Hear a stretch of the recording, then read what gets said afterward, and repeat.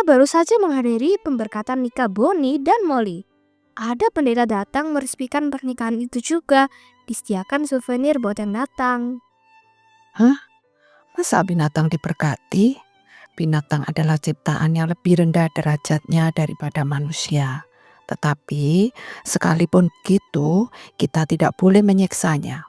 Hanya manusia yang diciptakan menurut gambar dan rupa Allah mendapat anugerah mengenal penciptanya sehingga dapat diberkati dalam ibadah pernikahan. Itu sebabnya ketika Yesus, Sang Anak Allah bangkit dari kematian, maka dia hanya menyatakan diri kepada manusia. Tepatnya, Yesus menunjukkan dirinya hidup pada orang-orang yang dikasihinya. Apalagi terhadap ciptaan di bawah manusia, jelas tidak perlu. Kristus tidak sembarang menunjukkan kuasanya. Dia tidak pernah pamer kekuasaan. Dia juga tidak membuktikan bahwa dia hidup kepada musuh-musuhnya. Kepada kita dijelaskan dengan gamblang. Yuk duduk manis, perhatikan. Hai anak-anak sekalian yang terkasih dalam Tuhan. Hari ini sekali lagi kita akan mulai mendengar firman Tuhan. Kita bersatu dalam doa terlebih dahulu. Berkati kami ya Allah untuk mendengarkan firman-Mu. Berkati anak-anak di rumah, siapkan hati mereka. Kiranya Roh Kudus bekerja dalam diri mereka. Dalam nama Tuhan Yesus kami sudah berdoa. Amin.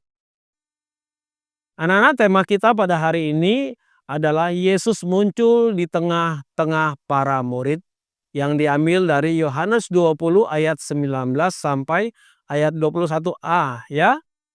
Silakan baca Alkitabmu untuk membantu kita mendengarkan firman Tuhan. Nah, anak-anakku sekalian, kita sudah mendengar bagaimana Maria Magdalena melihat Yesus bangkit dari kubur pada pagi hari di hari Minggu, ya. Nah, hari ini kita akan mendengarkan cerita tentang apa? Tentang Yesus menampakkan diri juga kepada murid-muridnya, ya. Kali ini waktunya pada malam hari. Di satu tempat, satu ruangan yang besar, murid-murid Yesus berkumpul. Mereka bersama-sama di sana setelah mendengarkan kabar dari Maria Magdalena dan murid-murid yang lain, para perempuan, bahwa Yesus sudah bangkit. Mereka berkumpul di sana, ya. Mereka masih belum dapat percaya berita yang mereka dengar. Ada perasaan gembira sekali karena Yesus bangkit. Senang tentunya. Tapi ada perasaan juga cemas, takut. Jangan-jangan nanti mereka didatangi oleh tentara Romawi. Kalau berita itu tersebar sampai ke Roma, itu membuat mereka berkumpul bersama-sama di satu tempat, ya, untuk saling berbagi, untuk saling bercerita satu sama lainnya, saling menguatkan satu sama lainnya. Dan itu terjadi di satu tempat yang luas di mana mereka berkumpul. Namun anak-anakku, apa yang terjadi tiba-tiba sangat mengagetkan hati kita. Kenapa? Ya, karena tiba-tiba di sana mereka melihat satu sosok yang gak asing lagi, yaitu gurunya hadir di ruangan itu. Padahal ruangan itu adalah ruangan yang tertutup rapat. Mereka sudah mengunci semua pintu jendela yang ada di ruangan itu untuk berjaga-jaga supaya jangan ada yang menerobos masuk, tentara-tentara Romawi atau siapapun juga.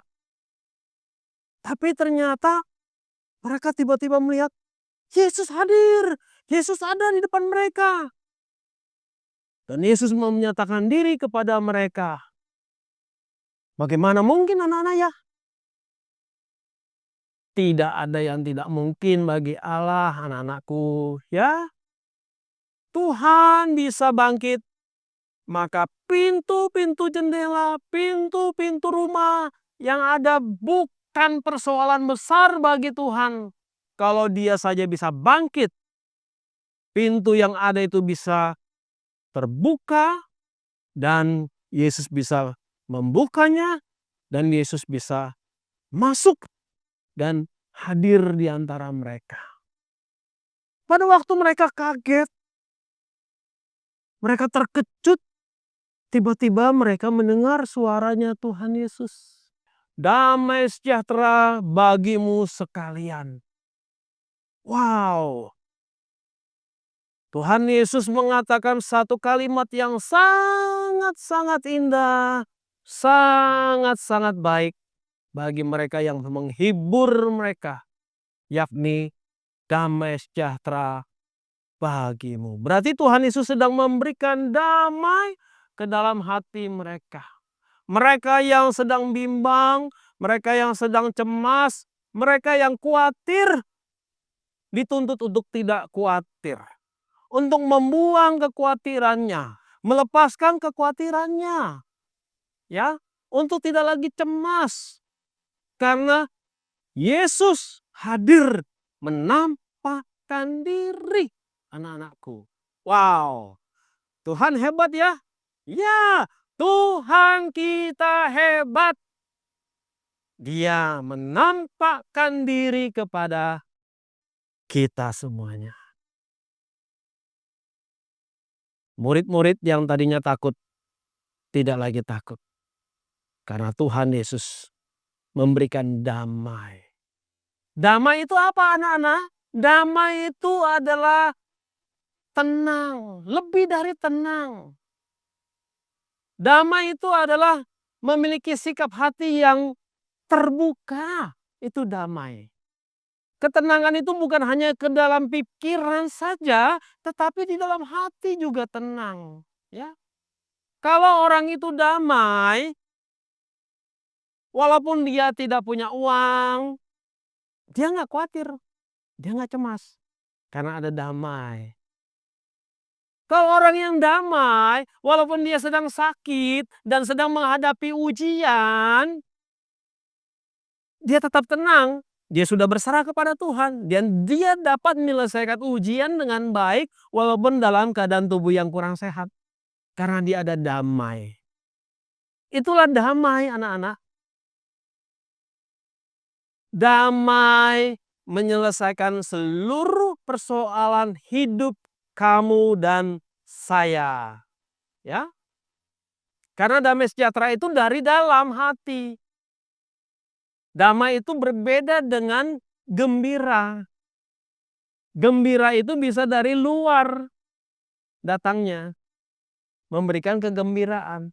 Tapi damai itu ada di dalam hati yang terpancar karena kita memiliki Tuhan dalam diri kita.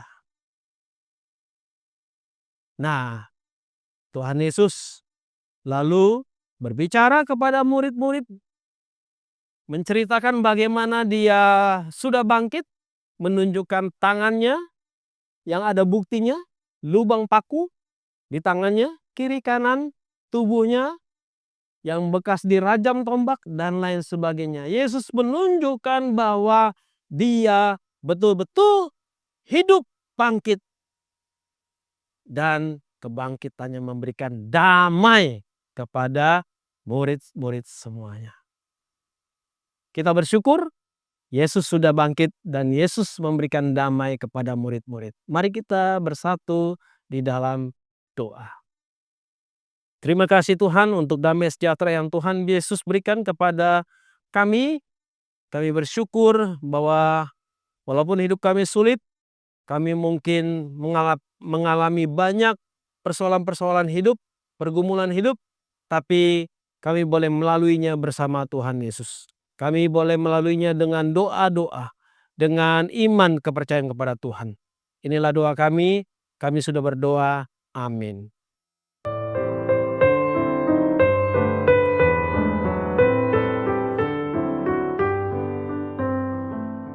Betapa beruntungnya kita pada masa ini boleh bersekutu dengan bebas bersama saudara seiman.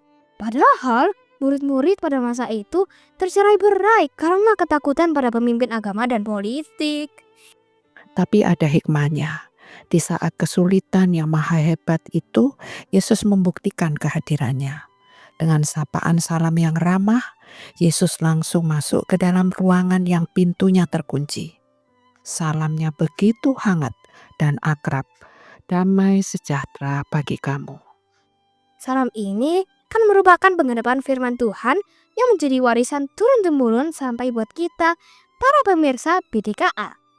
Demikianlah melihat Kristus yang telah bangkit dan mendengar suara firman membuat hati kita berkobar-kobar dalam sukacita. Kita tidak boleh terkecoh karena saat ini justru banyak terjadi kekacauan. Program gereja berusaha membuat jemaat senang dengan hiburan palsu yang tidak diajarkan di Alkitab. Oh ya, berbagai makanan minuman dan hadiah diberikan sebab gereja takut kehilangan jemaat. Padahal yang terpenting adalah berita pengampunan dosa buat setiap manusia yang sudah dibelenggu dosa. Jangan berkecil hati buat sahabat BDKA yang walaupun jumlahnya tidak banyak, namun kita mendengar dan berbagai kebenaran yang paling dibutuhkan manusia.